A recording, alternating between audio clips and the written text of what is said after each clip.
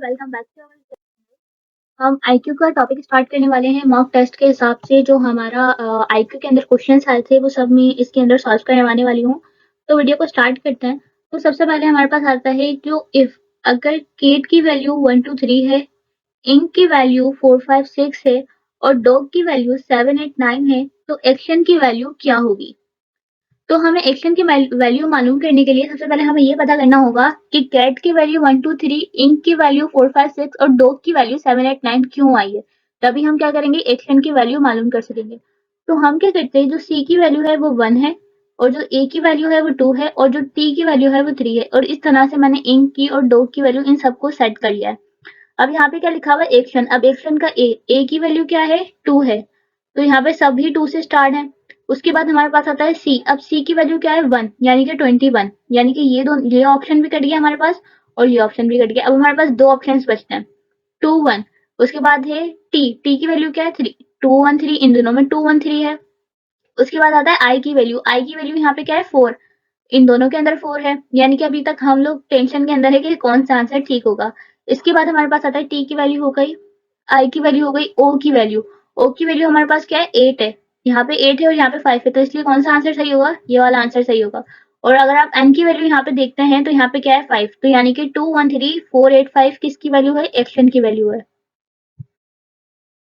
If you rearrange the letters HOSTU, यानी कि आपने क्या करना है, रीअरेंज करना है इस वाली वैल्यू को, यानी कि ये जो अल्फाबेट्स हैं इनको रीअरेंज करना है। तो मैंने इसको रीअरेंज कर लिया है, तो इसका रीअरेंज करके साउथ बना है। अब इनमें से ये एनिमल है, सिटी है, साइड है या फिर कोई रिवर है, तो ये क्या है, साउथ साइड है, क्योंकि नॉर्थ ईस्ट वेस्ट साउथ ये क्या होती है, साइड होती है।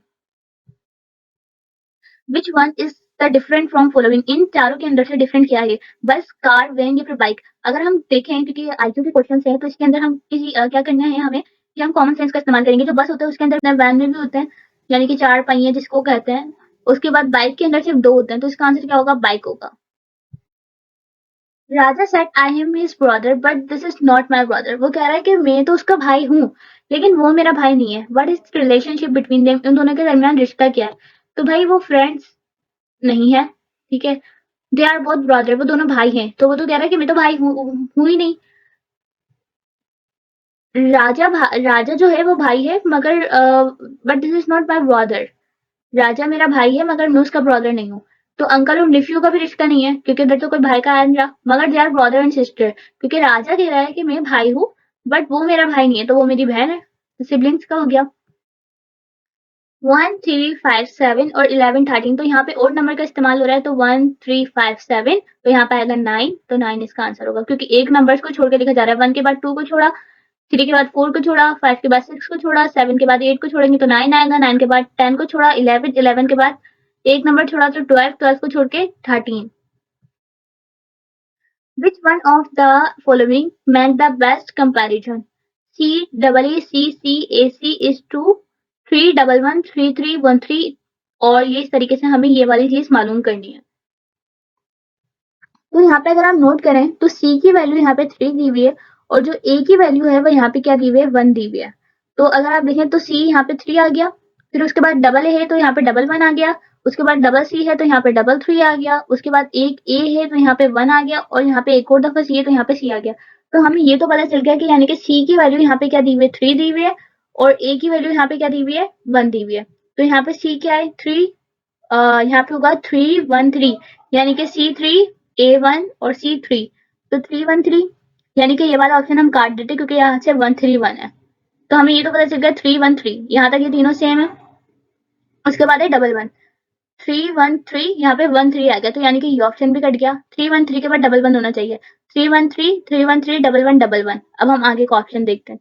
उसके बाद है डबल 1 3, 3 1 3 डबल 1 3 1 3, यानी कि ये वाला ऑप्शन राइट होगा, क्योंकि इसके अंदर 3 दफा ए नहीं है, इसके अंदर 2 दफा ए है, तो यानी कि 2 दफा 1 होना चाहिए था, तो इसलिए ये ऑप्शन भी कट जाएगा और इसका आंसर होगा ये वाला। अली इज 11 ईयर ओल्ड, जो अली है वो 11 साल का है और नवाब इससे 2 गुना बड़ा है, यानी कि नवाब जो है अगर वो 11 का होगा तो यानी कि नवाब जो है वो 22 का होगा। व्हेन नवाब इज 40 ईयर्स, अगर जब नवाब यानी कि जो नवाब थे वो 22 साल का है,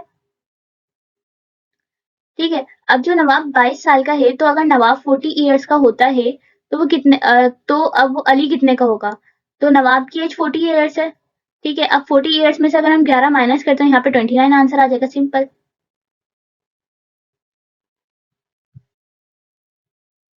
अली हैज 21 कोट्स, अली के पास 21 कोट्स है, मगर 10 के अलावा सब मर गए, मतलब 10 कोट बची हैं, बाकी सब मर गए। तो इसका आंसर 10 होगा।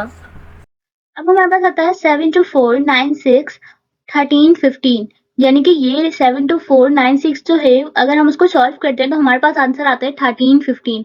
अगर हम 6 2 1 3 4 को सॉल्व करते हैं तो हमारे पास आंसर आता है 97। अगर हम 8 5 3 1 6 को सॉल्व करते हैं तो हमारे पास आंसर आता है 167। तो अगर हम 2 8 4 3 को 9 को सॉल्व करेंगे तो हमारे पास क्या आंसर आएगा? अब ये वाला जो क्वेश्चन है ना, वो हम कह सकते हैं कि थोड़ा सा टेक्निकल है, तो हम उसको सॉल्व करते हैं। तो हमने क्या करना है, हम क्या करेंगे, 3 का अलग पेयर बनाएंगे और 2 का अलग पेयर बनाएंगे। तो हम मैं इसका अलग पेयर बना लिया और इसका अलग पेयर बना लिया। इस तरीके से सेकंड वाले के अंदर से इनका 3 का अलग पेयर, 2 का अलग पेयर। थर्ड वाले से भी हम क्या करेंगे, 3 का अलग पेयर बनाएंगे और 2 का अलग, यानी कि 7 to 4 का एक और 96 का अलग पेयर, 6 to 1 का अलग पेयर, 34 का अलग पेयर, 853 का अलग पेयर और 16 का अलग पेयर। और इसी तरीके से हम क्या करेंगे, जिस चीज का हमें आंसर निकालना है उसका अलग पेयर, और यानी कि 39 का अलग, यानी कि 284 का एक अलग पेयर और 39 का अलग। अब चलिए सॉल्व करना स्टार्ट करते हैं। तो यहाँ पे क्या किया, 7 to 4 अलग लिया और 96 अलग लिया। अब आपने क्या करना है, इन सबको प्लस ही करना है। अगर आप 7 to 4 को प्लस करेंगे तो आपके पास आएगा 13, और 96 को प्लस करेंगे तो आपके पास क्या आएगा, 15। बस आपने इनको सिंपली लिख देना है। इस तरीके से अगर आप 6 to 1 को प्लस करते हैं तो आपके पास आएगा 9, और अगर आप 34 को प्लस करते हैं तो आपके पास आंसर आएगा 7। अगर आप 853 को प्लस करते हैं तो आपके पास आएगा अ, अगर आप 853 को प्लस करते हैं तो आपके पास आएगा 16, और अगर आप 616 को प्लस करते हैं तो आपके पास आएगा 7। इस तरीके से अगर आप 284 को प्लस करते हैं तो आपके पास आएगा 14, और अगर आप 3 और 9 को प्लस करते हैं तो आपके पास आएगा 12। तो इसका आंसर क्या बनेगा, 14 और 12। आई होप आपको क्लियर हो गया होगा। नेक्स्ट है हमारे पास, एक डॉक्टर के पास बंदा गया जिसको उसने कहा है कि 3 टैबलेट्स आपने खानी है, एक और हर टैबलेट के बाद हर आधे घंटे का वक्फा होना जरूरी है। तो अब आपने क्या करना है, मैं कहती हूँ कि भाई 12 पे जब सुई थी तब उसने टैबलेट खाई, उसके बाद उसने जब 60 पे, जब 6 पे सुई आती है तो आधा घंटा हो जाता है ना, तब उसने एक टैबलेट खाई। उसके बाद यानी कि एक टैबलेट खाई, फिर जब 6 पे सुई आई तब उसने दूसरी टैबलेट खाई, फिर जब तीसरी टैबलेट खाएगा तब भी वो इधर ही जाएगा। तो यानी कि इसके लिए इसका आंसर होगा 1 our. If phrase is coded as 6135, then ACS is coded as, तो यानी कि F की वैल्यू 6 है और A की वैल्यू 1 है, C की वैल्यू 3 है और E की वैल्यू 5 है। तो यानी कि सिर्फ F को अगर हम हटा दें तो A C E की वैल्यू क्या निकलती है, 135। तो इसका आंसर क्या होगा, 135।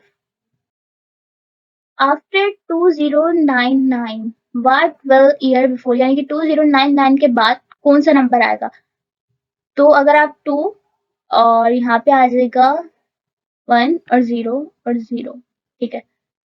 तो इसका आंसर यही होगा। यानी कि अब सिंपली हमें ये बताना है कि 2099 के, अच्छा बहुत सारे लोग क्या करते हैं 3000 बता देते हैं, तो ये चीज गलत है। इसका आंसर 2100 होगा, क्योंकि अगर 99, अगर आप इधर भी देखें 99 तो यहाँ पे 1 ही बढ़ेगा ना। विच one is different from the rest, Malone, orange, mango, ये तीनों जो है वो फ्रूट्स हैं, और ये जो है कैरोट वो वेजिटेबल है, इसलिए वेजिटेबल कैरोट आ जाएगा। Select the appropriate choose according to shape, यानी कि इनमें से हमें ये बताना है कि अब कौन सी शेप आनी चाहिए इस हिसाब से। तो अगर आप देखिए पिक्चर को, सबसे पहले ये ऐसे जा रहा है, ऐसे जाने के बाद फिर ये यूं जा रहा है, फिर इसके बाद ये यूं आ रहा है, फिर अगेन इस तरह से जा रहा है। तो अब क्या होगा, अब ये दोबारा से इस तरह से जाएगा, तो ये इस तरह से कौन सा जा रहा है, ये वाला जा रहा है ए। यानी कि पहले क्या कर रहा था, ऐसे किया, फिर ऐसे किया, फिर ऐसे आया, फिर दोबारा ऐसे आया। अब आपको कौन सा करना है, इस तरह से जाना है।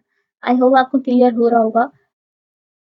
विच is odd from the pair in the following, यानी कि इनमें से हम अगर आप नोट करें तो रॉन्ग एंड राइट, रॉन्ग का अपोजिट क्या होगा, राइट होगा, लॉन्ग का अपोजिट क्या होगा, शॉर्ट होगा, कर्व का अपोजिट स्ट्रेट होगा। लेकिन हैप्पी का अपोजिट तो सेट होता है, लेकिन यहाँ पे प्लस प्लीज है, तो क्या होगा, ये चेंज है, तो इसलिए हम क्या करेंगे, इस पे क्लिक कर देंगे। सम मंथ हैव 30 डेज, कुछ महीनों में 30 दिन होते हैं, कुछ में 31 होते हैं। तो how many months have at least 28 days. तो बहुत सारे लोग क्या करते हैं, इसका आंसर 1 मंथ कर देते हैं, क्योंकि उनको लगता है कि 28 फरवरी। लेकिन हाँ, IQ सॉल्व करते हैं तो फरवरी के अलावा जितने भी आप महीने देखें, जनवरी में भी 28 दिन होता है, बाकी दिन एक्स्ट्रा हो जाते हैं, लेकिन होते तो 28 दिन तो होते ही होते हैं ना। फरवरी में भी होता है, मार्च में भी होते हैं, तो इसलिए हमारे पास आंसर क्या आएगा? All 12 months.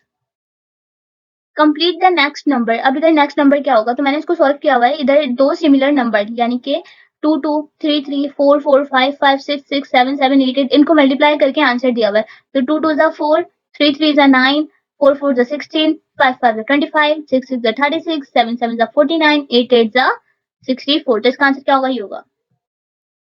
Select the appropriate choose the complete the sequence. अब इधर भी हमें सीक्वेंस कंप्लीट करना है, तो अगर आप देखते हैं तो यहाँ से ये चल रहा है, 3 से चल रहा है ये जो लाइन है ये 3 से है, 3 के बाद ये यहाँ पे गई 6 पे गई, 6 के बाद ये गई 9 पे, अब 9 के बाद ये आना चाहिए ऊपर, कुछ इस तरह से लाइन बननी चाहिए। तो हमारे पास डी पे इस तरह से लाइन बन रही है। अगर आप डी पे नोट करें तो ये कुछ इस तरह से लाइन बन रही है, यानी कि पहले ये था इधर, फिर ये नीचे आया, नीचे आने के बाद ये गया ऊपर, फिर ये राउंड, यानी कि ये क्लॉकवाइज घूम रहा है। Clockwise I think. Let the appropriate को choose according to the shape. अब ये भी बिल्कुल इसी तरह से होगा।